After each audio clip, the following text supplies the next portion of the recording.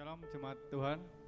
Kembali lagi kita menjalankan ibadah meskipun online. Kita jangan patah semangat. Kita harus tetap memuji dan membesarkan nama Tuhan. Biarlah harapan Tuhan datang pada kita. Meskipun dengan kondisi seperti ini, kita tidak boleh iman kita tidak boleh turun.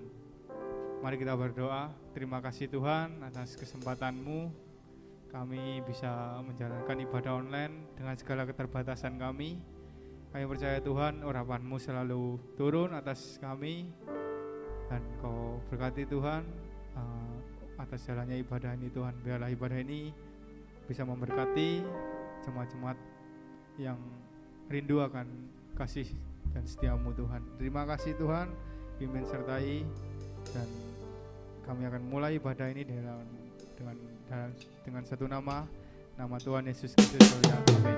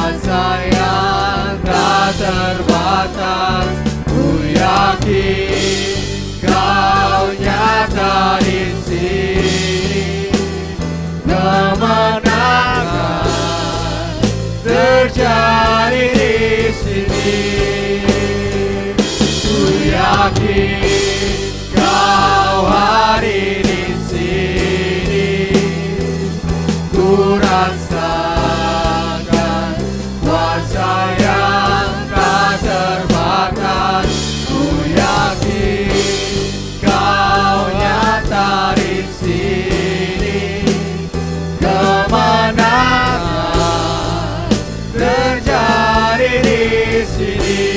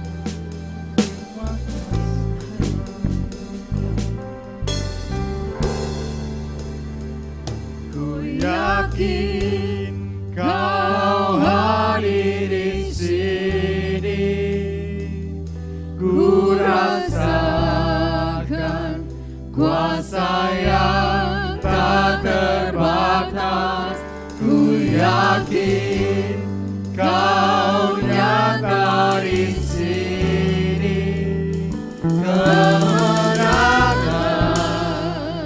terjadi di sini.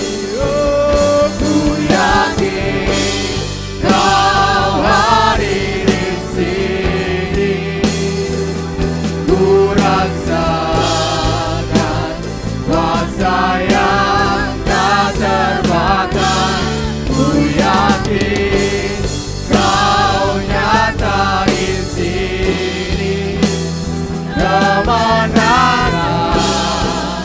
terjadi di sini, kemenangan terjadi di sini, kemenangan terjadi di sini. Terima kasih Tuhan. Terima kasih. Kami melihat pancaran kasih-Mu lewat apa yang ada di alam semesta. Ketika matahari bersinar, kita melihat kasih Allah yang tidak pernah berkesudahan dalam hidup kita. Dan ketika kita melihat gelombang lautan yang terus-menerus ada, seperti itulah kasih Tuhan yang ada dalam hidup kita. Haleluya.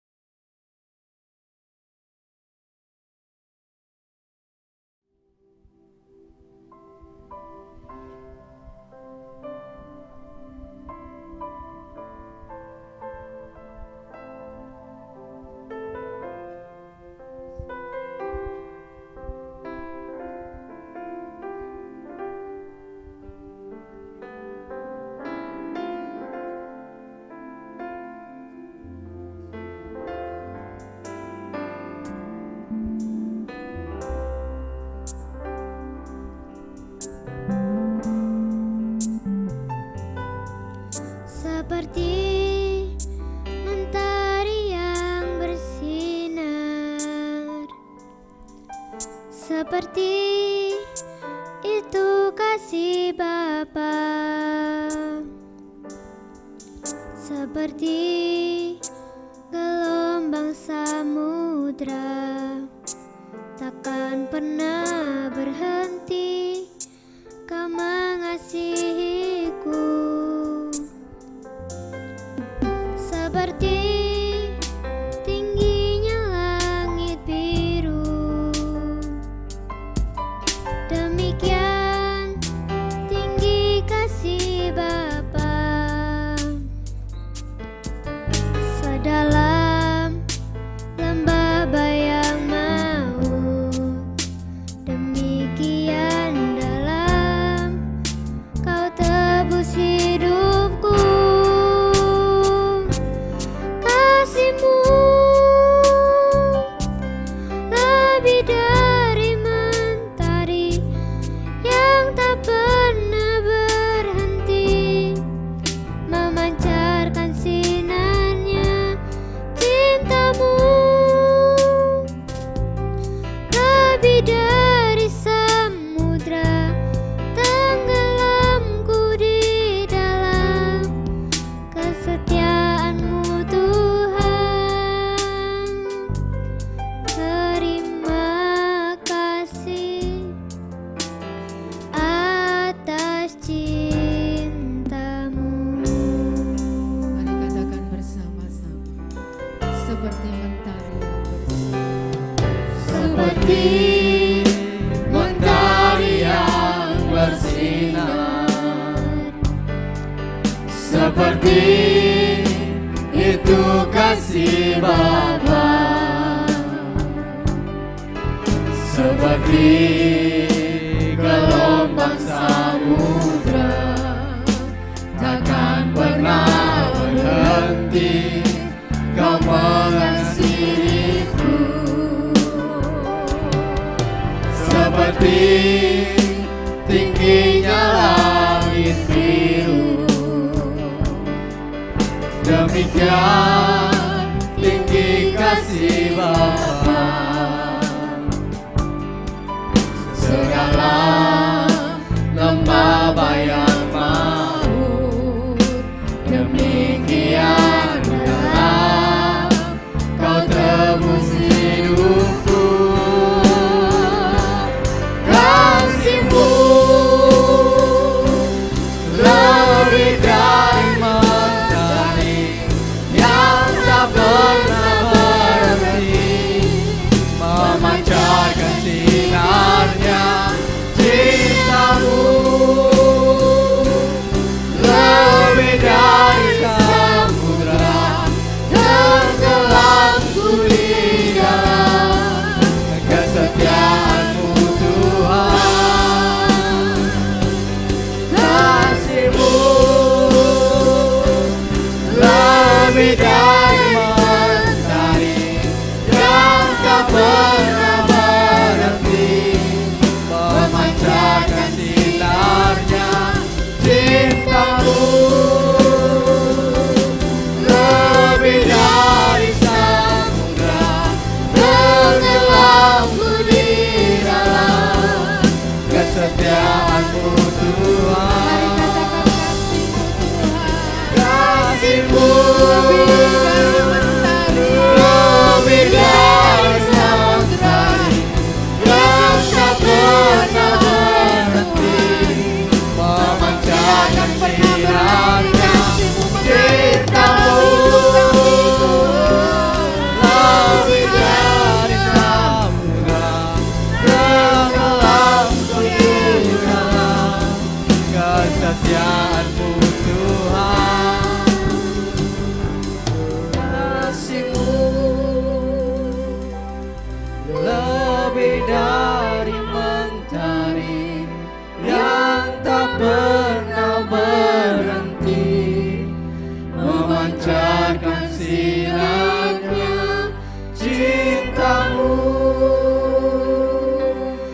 lebih dari samudra, tenggelamku di dalam kesetiaan-Mu Tuhan. Terima kasih atas cinta-Mu. Biarlah ketika kita melihat alam semesta yang ada di sekitar kita akan terus mengingat kasih Tuhan yang begitu besar dan tidak pernah berhenti di dalam hidup kita. Ketika kita melihat matahari yang terus bersinar, langit di atas yang begitu tinggi, dan gelombang lautan yang terus-menerus tidak akan pernah berhenti. Biar kita ingat bahwa kasih Tuhan tidak pernah berhenti di dalam hidup kita. Terima kasih Tuhan. Kasih-Mu lebih dari mentari yang tak pernah berhenti, memancarkan sinarnya. Cinta-Mu lebih dari samudra, tenggelamku di dalam kesetiaan-Mu Tuhan. Kasih-Mu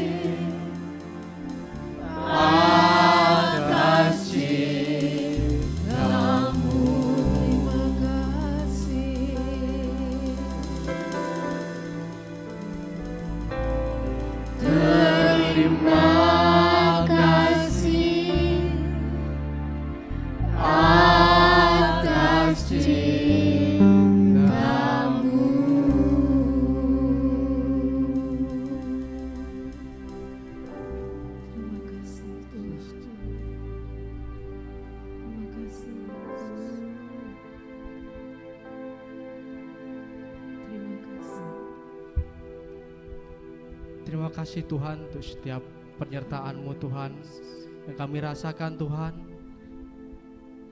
Kami yakin Tuhan Kau ada dalam kami. Kau selalu menyertai kami ya Bapa. Tiba waktunya kami akan mendengarkan firman-Mu Tuhan. Berkati hamba-Mu Tuhan. Biarlah kiranya Tuhan urapan-Mu nyata dalam setiap perkataan hamba-Mu ya Bapa.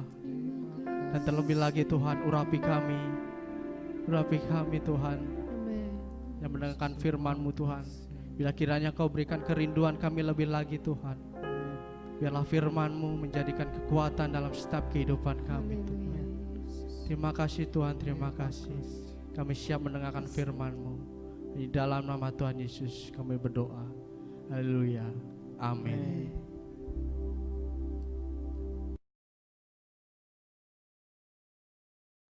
Shalom Bapak Ibu, saudaraku sekalian yang dikasihi Tuhan Yesus. Damai sejahtera dan sukacita ada pada kita sekalian. Malam ini saya akan menyampaikan firman Tuhan dan saya berikan judul Yesus datang sebagai Raja. Itu ditulis dalam Matius pasal 25 ayat yang ke-31. Saya bacakan di dalam ayat ini. Apabila anak manusia datang dalam kemuliaannya dan semua malaikat bersama-sama dengan dia, maka ia akan bersemayam di atas takhta kemuliaannya.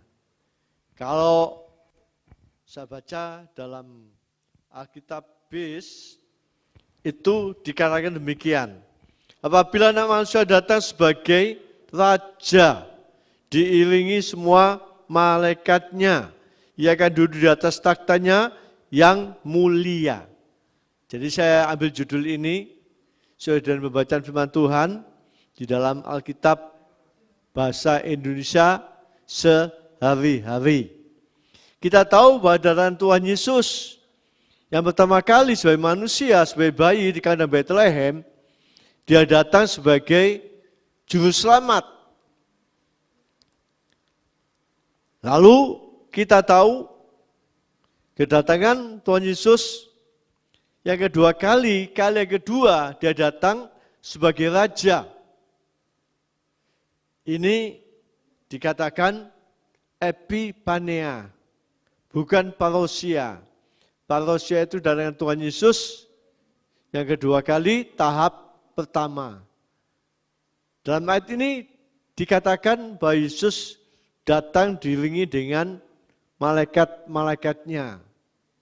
Ya, jadi jelas ini kedatangan Tuhan kali yang kedua, tahap yang kedua, kedatangan Tuhan parousia, epiphania, bukan parousia, epiphania. Jadi dia datang sebagai raja. Raja itu artinya dia memegang kekuasaan, dia memiliki kerajaan, dan juga memiliki pengikut di sini. Dan di dalam ayat yang ke-32, dalam ayat ini dikatakan bahwa dia datang sebagai raja, dia mengumpulkan semua bangsa. Di semua bangsa dalam dunia ini dikumpulkan semuanya menghadap Tuhan Yesus. Dia sebagai raja. Dan dia datang saat itu sebagai raja dan memisahkan manusia-manusia yang ada yang dikumpulkan itu, ada di sebelah kanannya, ada juga di sebelah kirinya. Bagaikan domba, memisahkan antara kambing dan domba. Domba ditaruh sebelah kanannya dan kambing ditaruh sebelah kirinya. Ya, ini dikatakan oleh firman Tuhan. Nah, kita tahu ada di sebelah kanan Tuhan, ada di sebelah kirinya. Kenapa dikatakan digolongkan ya domba dan kambing? Sebab di dalam Alkitab yang kita baca ini di dalam base itu ditekankan di sini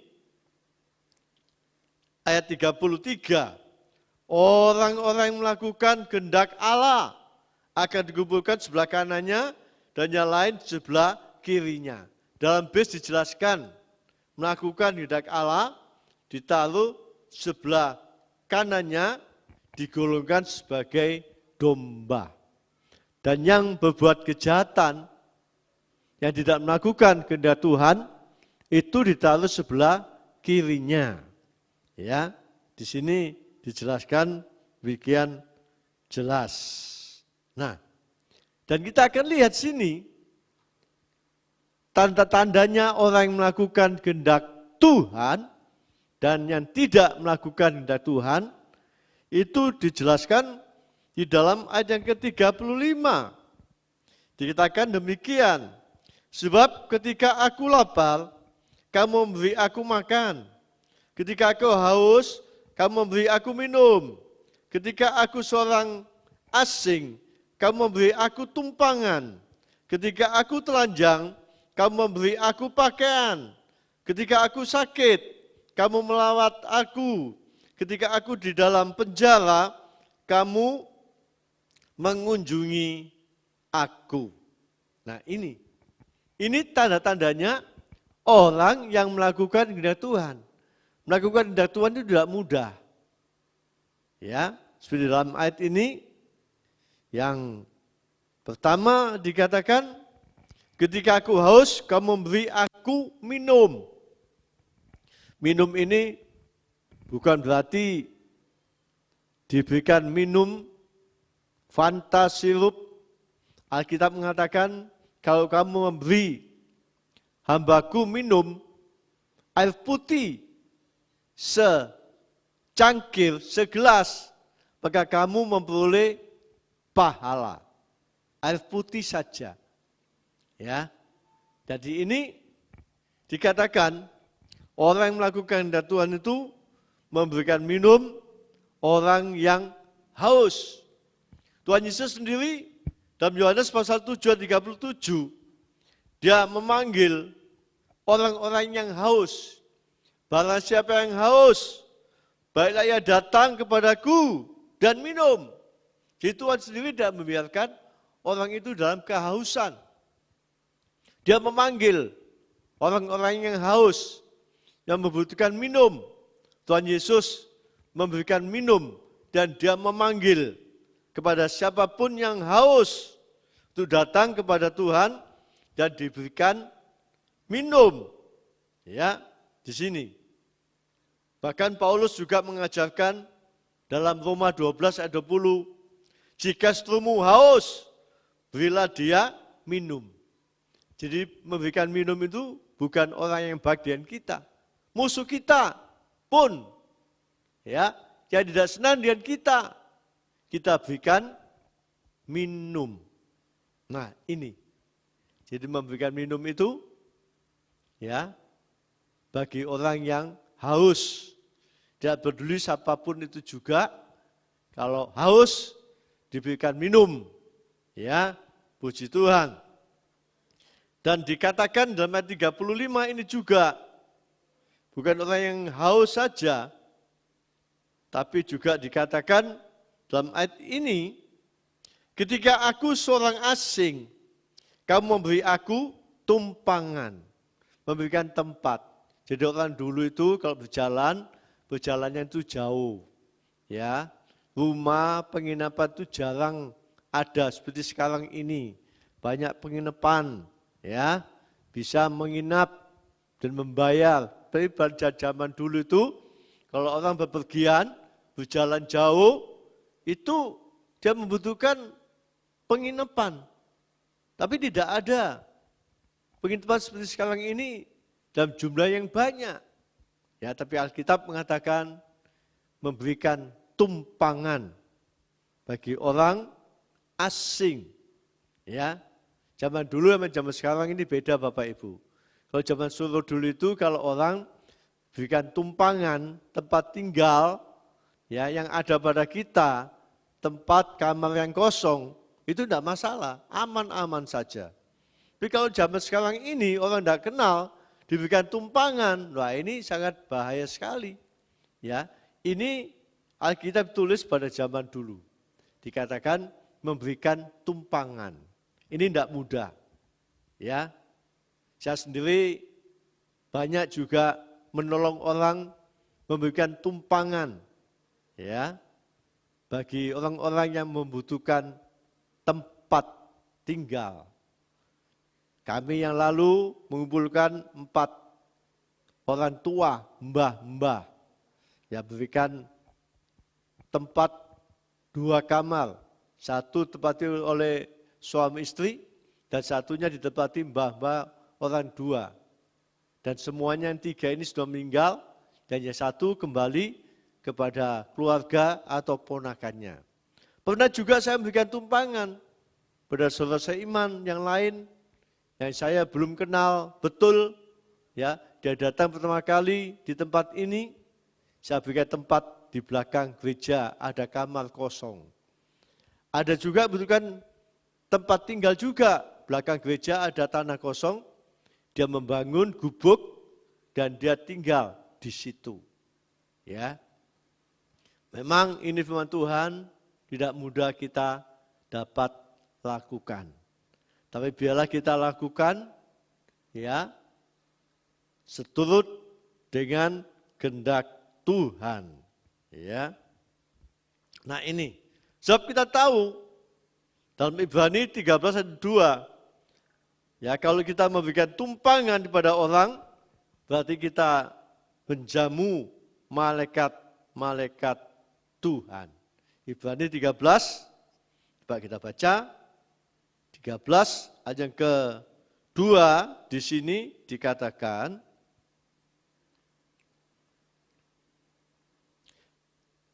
jangan kamu lupa memberi tumpangan kepada orang, sebab dengan berbuat demikian, beberapa orang dengan tidak diketahuinya telah menjamu malaikat-malaikat.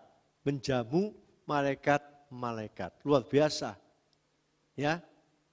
Jadi ini menjadi kesukaan kita sekalian.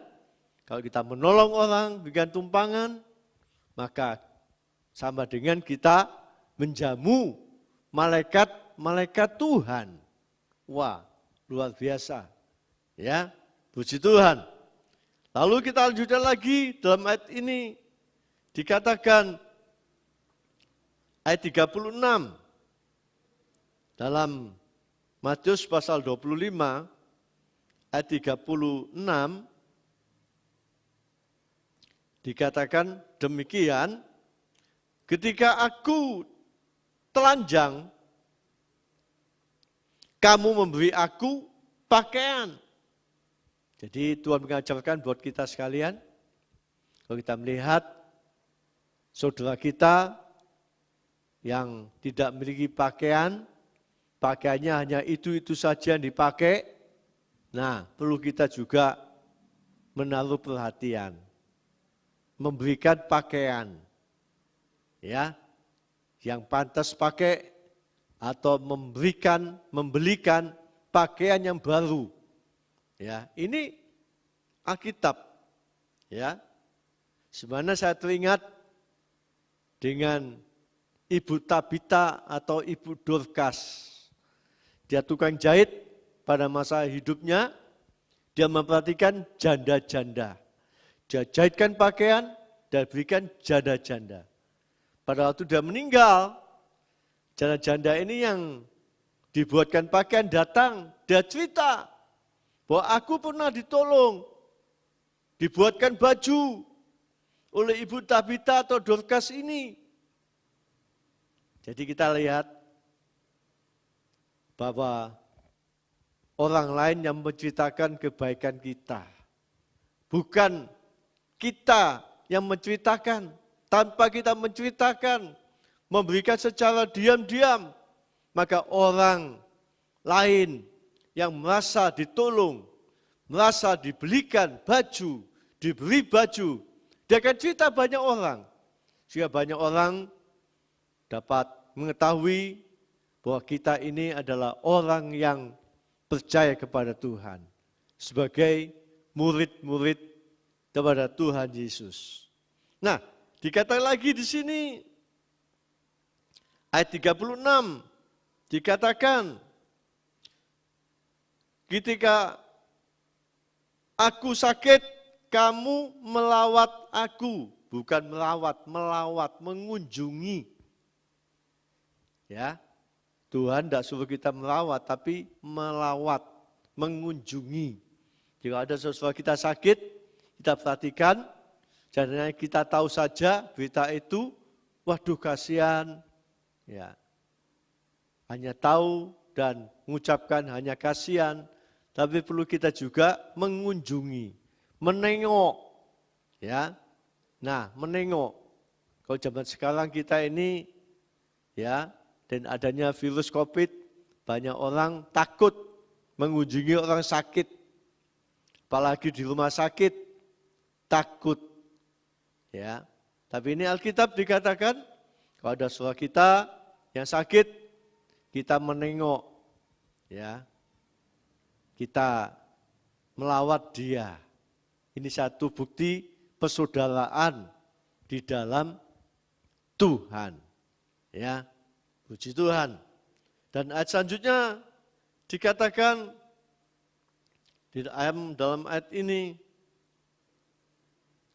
ayat 36, dikatakan lagi ketika aku dalam penjara, kamu mengunjungi aku di dalam penjara. Tidak tahu itu kesalahannya apa, atau dia memberitakan Injil, dia masukkan penjara, atau dia berbuat jahat, kita juga sama-sama mau ya menengok kalau dia ada di penjara. Mungkin lewat kedatangan kita dalam penjara, dia dihiburkan, dikuatkan, baik lewat doa-doa kita yang kita panjatkan pada Tuhan. Sehingga orang itu mendapatkan kekuatan dari Tuhan lewat kehadiran kita, menengok saudara kita yang ada di dalam penjara. Saya berapa kali menengok kenalan sahabat ya yang ada di dalam penjara, ya itu kami sempat menengok dan tidak asal menengok, tapi juga membawa bingkisan.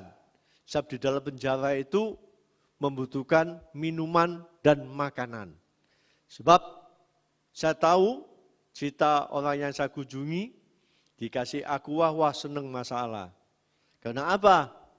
Karena dia katakan di penjara ini diberikan air minum panas. Sebelum dingin, air minum itu sudah habis. Pada saat kita bawa aqua juga gitu. Kalau bawa aqua, ya menjadi rebutan bagi teman-temannya yang ada di dalam penjara. Jadi kalau kita menengok saudara kita, dia dengan kalangan kosong, tapi kita membawa ya makanan, minuman, dan bawa minuman, makanan juga bukan hanya untuk saudara kita, tapi juga untuk teman-teman yang lain juga. Sehingga kedatangan kita menjadi berkat. Kalau mereka tahu bahwa kita adalah orang yang percaya pada Tuhan, maka dia dapat merasakan kebaikan Tuhan. Ya, puji Tuhan. Jadi kita tahu ini adalah orang-orang yang melakukan kehendak Tuhan. Lalu di sini dikatakan satu kelompok orang mengatakan, loh Tuhan, kapan aku melihat Tuhan itu lapar, ya Tuhan itu haus, Tuhan itu membutuhkan tumpangan, tempat tinggal, membutuhkan pakaian, ya, dan juga Tuhan juga kapan sakit, ya. Di sini lalu Tuhan mengatakan, kalau kamu memperhatikan saudaraku, ayat 40 di sini dikatakan, dan raja itu menjawab mereka, aku berkata kepadamu sesungguhnya segala sesuatu yang kamu lakukan untuk salah seorang dari saudaraku, yang paling hina ini, kamu telah melakukannya untuk aku. Saudara Tuhan, yang paling hina. Banyak orang bisa melakukan bagi orang yang berhutang budi, yang pernah ditolong. Banyak orang bisa melakukan orang-orang yang sederajat dengan kita, keberadaannya. Tapi ayat ini mengatakan, kalau kamu melakukan untuk salah seorang dari saudaraku yang paling hina ini, kamu telah melakukannya untuk aku, kata Tuhan. Jadi perlu kita juga memperhatikan saudara kita yang di bawah kita. Dikatakan yang paling hina, berarti yang ada di bawah kita. Kita harus memperhatikan. Kalau yang sederajat dengan kita, kalau yang ada di atasnya kita, itu banyak orang bisa melakukan. Tapi Tuhan mengajarkan buat kita sekalian, terutama kita perhatikan saudara-saudara Tuhan Yesus. Bagi kita sesama orang yang percaya kepada Tuhan, yang levelnya di bawah kita, ya, di dalam keadaan kekurangan, ya, di situ kita perlu kita memperhatikan dalam ayat ini, ya. Nah, kita tahu kalau kita memperhatikan orang yang ada di bawah kita, di dalam ayat ini dikatakan 46, selanjutnya dikatakan demikian. Dan mereka ini akan masuk, ayat 46,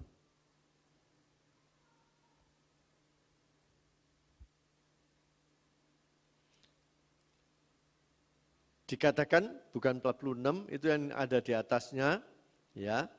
Situ dikatakan bahwa kalau kita melakukannya, Tuhan sudah menyediakan kerajaan, ya, bagi kita. Jadi ini jelas di dalam ayat ini, dalam ayat 34 dikatakan, dan raja itu berkata kepada mereka yang di sebelah kanannya, mari, hai kamu yang diberkati oleh Bapakku, terimalah kerajaan yang telah disediakan bagimu sejak dunia dijadikan. Kalau kita melakukan kehendak Tuhan, kita diberkati Tuhan, menikmati berkat Tuhan. Berkat Tuhan itu banyak, Bapak Ibu. Dan juga dikatakan kita menerima kerajaan yang telah disediakan bagi kita. Bukan kerajaan dunia, tapi kerajaan surga buat kita sekalian. Dan kita tinggal bersama dengan Tuhan. Tapi kita lihat orang yang tidak melakukan kehendak kepada Tuhan, sebagai kambing yang ada di sebelah kirinya, ayat 46 dikatakan, dan mereka ini akan masuk ke tempat siksaan yang kekal, tapi orang benar ke dalam hidup yang kekal. Jelas, yang melakukan kehendak Tuhan, dia diberkati Tuhan, dia menerima kerajaan disediakan oleh Tuhan, dan dia masuk ke dalam hidup yang kekal. Hidup bersama dengan Tuhan. Tapi orang yang tidak melakukan kehendak Tuhan, dan mengalami siksaan yang kekal. Ada dua tempat yang kekal. Satu, tempat penderitaan yang kekal, dan kedua, ya, dikatakan di sini ke dalam hidup yang kekal, hidup bersama-sama dengan Tuhan ke dalam kerajaan surga. Puji Tuhan, kita akan lihat sini, mari sama-sama kita mengorbankan tenaga kita, waktu kita, keuangan kita, ya. Sebab firman Tuhan mengatakan, apa yang kamu tabur itu kamu akan menuai. Ya. Kita contoh dalam Alkitab, perempuan Samaria itu ketika melihat ada orang yang sedang minta tolong tengah jalan, dia berhenti, dia angkut, dia bawa ke tempat penginapan dan diobati dan diberikan uang bagi tempat penginapan itu. Tapi pada saat itu lewat orang Lewi dan imam. ini pemuka agama yang tahu kitab, ya, itu tidak menolong, membiarkan, malah menyimpang dari jalan yang lain. Nah, kita akan lihat ayat penutup Matius pasal 5. Di sini kita baca ayat yang ke-16. Matius pasal 5 ayat ke-16 dikatakan demikian. Demikianlah hendaknya terangmu bercahaya di depan orang, supaya mereka melihat perbuatanmu yang baik dan memuliakan Bapakmu yang di surga. Kalau terang kita bercahaya, kita berbuat baik, maka nama Tuhan kita Yesus dipermuliakan. Puji Tuhan, Tuhan Yesus memberkati kita sekalian yang telah menyaksikan ibadah online ini, yang sudah mendengarkan. Kita sama-sama tundukkan kepala kita dan kita datang kepada Tuhan. Terima kasih Bapak Guru surga, Bapak yang baik, buat kesempatan yang Tuhan berikan buat kami pada saat sekarang ini Tuhan. Berkati kami semua yang ikuti ibadah online, setiap telinga-telinga yang mendengarkan firman-Mu, agar kami semua dapat mengerti dan melakukan kebenaran firman-Mu Tuhan. Terima kasih Tuhan, berkati kami semuanya. Biarlah Roh Kudus memberikan kemampuan untuk melakukan kebenaran firman-Mu, supaya nama-Mu dipuji dan dimuliakan. Terima kasih Tuhan, terima kasih. Kami mohon berkat Tuhan bagi saudara kami yang mengikuti online pada saat sekarang ini. Ulurkan tangan-Mu dan terimalah berkat yang datang pada Tuhan. Tuhan Yesus memberkati engkau. Tuhan Yesus melindungi engkau. Tuhan Yesus menyinari engkau dari wajahnya dan memberikan kasih karunia. Tuhan Yesus menghadapkan wajahnya kepadamu dan memberikan damai sejahtera. Kiranya berkat-berkat menjadi bagianmu sampai kepada cucumu. Engkau diberkati saat engkau masuk keluar rumahmu sekarang ini dan sampai selama-lamanya. Berkat dalam nama Bapa, Anak, dan Roh Kudus. Berkat dalam nama Tuhan Yesus Kristus yang percaya katakan amin. Tuhan Yesus memberkati kita sekalian.